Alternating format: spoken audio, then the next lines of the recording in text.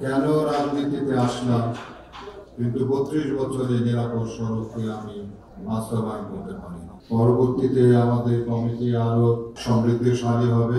আমার সততা, আমার ন্যায়নিষ্ঠা দিয়ে আমি আরো বেশি এগিয়ে যেতে পারি। আমার ভুল ত্রুটি ক্ষমা সুন্দর দৃষ্টিতে দেখবেন। আশা করছি রাজনৈতিক দল হিসাবে আমি এরকম ভাবে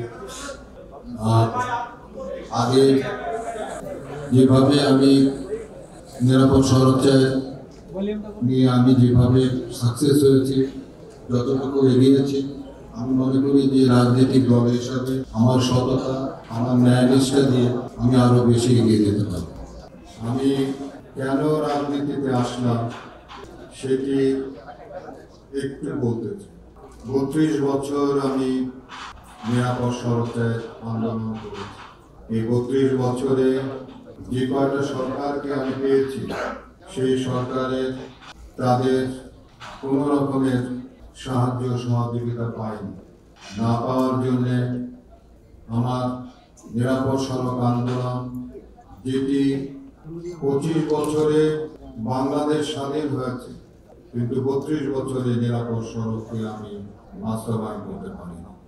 আমি যেটুকু জানি, এই 32 বছরে আমি বিভিন্ন দেশে বিদেশে সেমিনারে অংশগ্রহণ করেছি।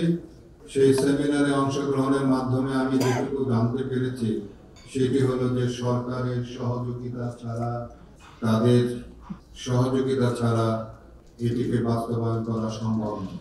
রাজনৈতিক সদিচ্ছা ছাড়া সম্ভব নয়।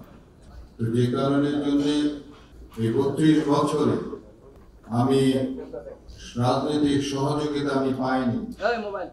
না পাওয়ার জন্য 32 বছর আমার জীবন থেকে যে সময় আমি ব্যয় করেছি, সেই সময়টি আমার আমি বলবো যে ব্যর্থতাই হয়েছে।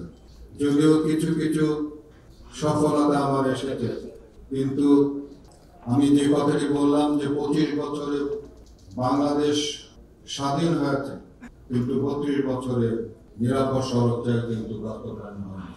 আমি নিরাপদ সড়ক চায়ের সঙ্গে যুক্ত থেকে যেভাবে সততার সঙ্গে এদেশের মানুষের জন্য কাজ করেছি, ঠিক তেমনি ভাবে আমি এই রাজনৈতিক দলের সঙ্গে যুক্ত হয়ে আমি আপনাদের জন্য, এই দেশের জন্য সততার সঙ্গে আমি কাজ করতে চাই।